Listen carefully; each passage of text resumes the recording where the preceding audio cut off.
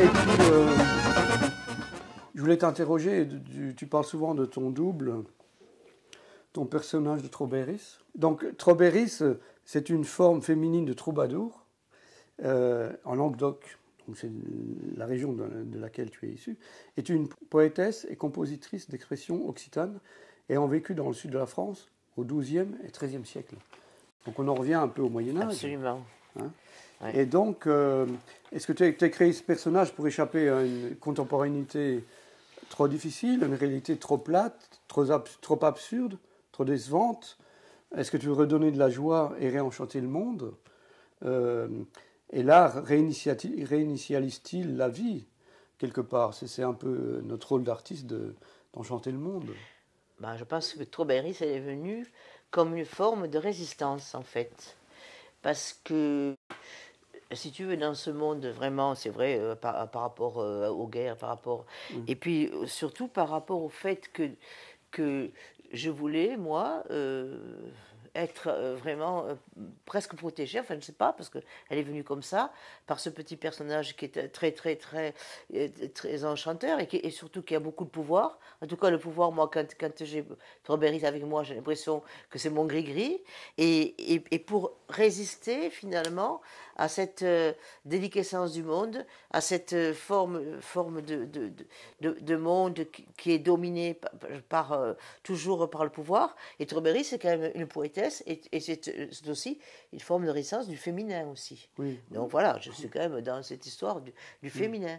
Et évidemment, j'avais aussi beaucoup de travaillé sur cette notion de troubadour.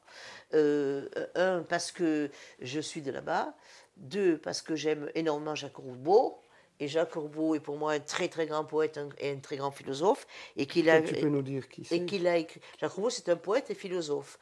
Mais de quelle période? Du XXe siècle. Oui, non, mais... Oui, du XXe siècle. Et qui a énormément travaillé sur les troubadours. Et qui a écrit un livre pour moi essentiel, qui est celui-ci, qui s'appelle La fleur inverse, l'art des troubadours. Et là, mais c'est un livre très sérieux, qui a énormément de sources. Et j'ai beaucoup lu, etc. Et je me suis dit, là, Trobéris, elle va naître aussi de cette connaissance que tu as des troubadours.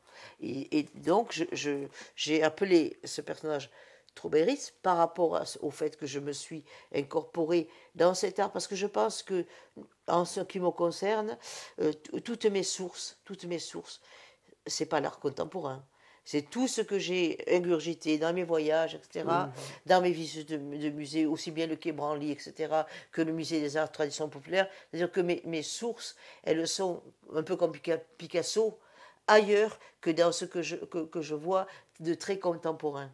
Bon, je vais dans des expositions d'art contemporain, mais je ne me nourris pas de l'art des gens contemporains. Je me nourris de tout ce qui m'a complètement fasciné, qui m'a intéressé, aussi bien au Quai Branly que j'aime beaucoup le musée le Cluny aussi. Oui, voilà, je vais énormément, chaque fois que je peux, maintenant c'est rouvert, mais je suis allée pendant longtemps voir le musée Cluny, parce que bon, c'est tout ce travail de la sculpture médiévale, etc., me passionne, etc.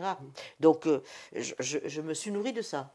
Donc, mais par contre, je l'ai orthographié autrement, étant donné que je suis aussi ce personnage à la Winnie l'ourson. C'est pas Trobéris, c'est Trobéris, R-I-C-E. Je l'ai Trobéris. Je fais courir le fin du mot en l'orthographiant pas de façon noble, mais en façon, si tu de ce recul que me donne cet accent que j'ai gardé, parce que je garde l'accent, parce que je suis d'un certain côté, parce que j'ai lu aussi Bourdieu, et que Bourdieu dit, voilà, les accents font en sorte que les provinces sont déconsidérées, etc. Donc je suis citoyen du monde avec l'accent, parce que je considère que je suis de quelque part. Bien que j'adore la Franche-Comté. Voilà. Donc, Trobéris, elle a I-C-E. Et donc, elle vient à un moment... et en même temps, elle est venue en même temps ce que je note dans ce cahier, voilà, elle ne se manifeste pas, on la voit pas, elle est très rarement représentée. C'est une ombre chinoise avec un chapeau un peu de magicienne et une natte et un peu enfantine en fait. Elle est à la fois, elle a beaucoup de connaissances, mais elle reste l'enfant qu'elle a été.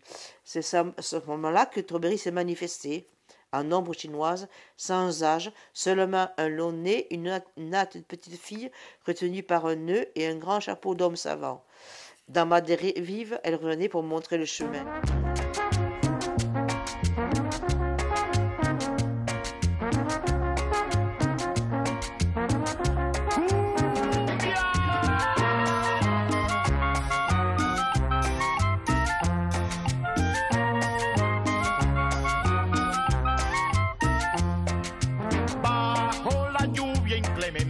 De una noche sin lucero, va un pescador que no siente porque es más grande su anhelo. Amanece con pescado para vender en el mercado.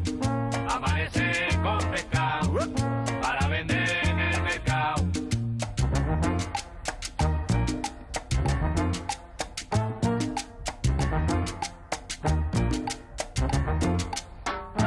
Mañana es la Candelaria, mañana es 2 de febrero. La Virgen manda en el cielo y en el río el venidero. Llegó el maná ribereño, el que consuma mi sueño. Llegó el maná ribereño, el que consuma mi sueño. Un abrazo para el viejo Beni.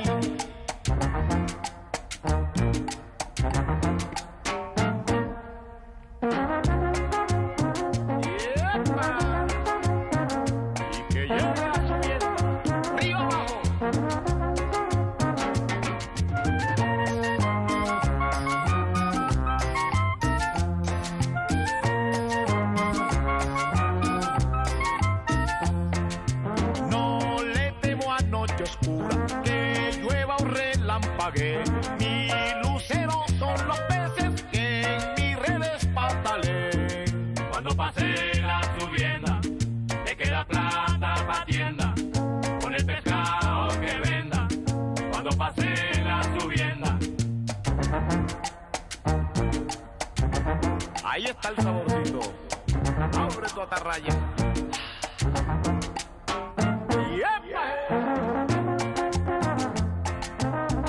C'est à ce moment-là aussi que ici j'ai rencontré quelqu'un qui m'a permis, c'est la théorie de m'initier à la théorie du chaos. Du chaos, oui, bien sûr. Oui, par un matière de Michel Planat, chercheur au CNRS du laboratoire de physique et météorologique et météorologie des oscillateurs de Besançon. Parce qu'on a fait avec les Beaux-Arts une rencontre avec des physiciens. Je n'y comprenais rien du tout, mais rien du tout. Mais rien. Alors on allait là, on était curieux les uns des autres. Moi, Michel Planat était très très grand bonhomme, je ne sais plus, je ne le vois plus maintenant, mais qui s'occupait de cette théorie du chaos. Et finalement, on a fini par tous manger ensemble des verres de rosé les uns après les autres. Ça a un peu éclairci les esprits.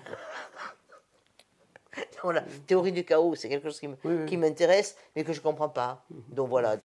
Voilà, je ne peux pas non plus me mettre à être une physicienne. Bien donc, voilà. Donc voilà Alessandre Strawberry qui m'accompagne maintenant, voilà. Et chaque fois, et elle me permet aussi, étant donné cette versatilité qu'il y a dans mon travail, parce que c'est comme Strawberry, c'est un personnage de métamorphose. Oui. Elle me métamorphose en ce que j'ai envie. Hein. Donc elle va d'un univers à l'autre. Donc c'est le lien qui est entre mes univers. Voilà. Oui. Voilà.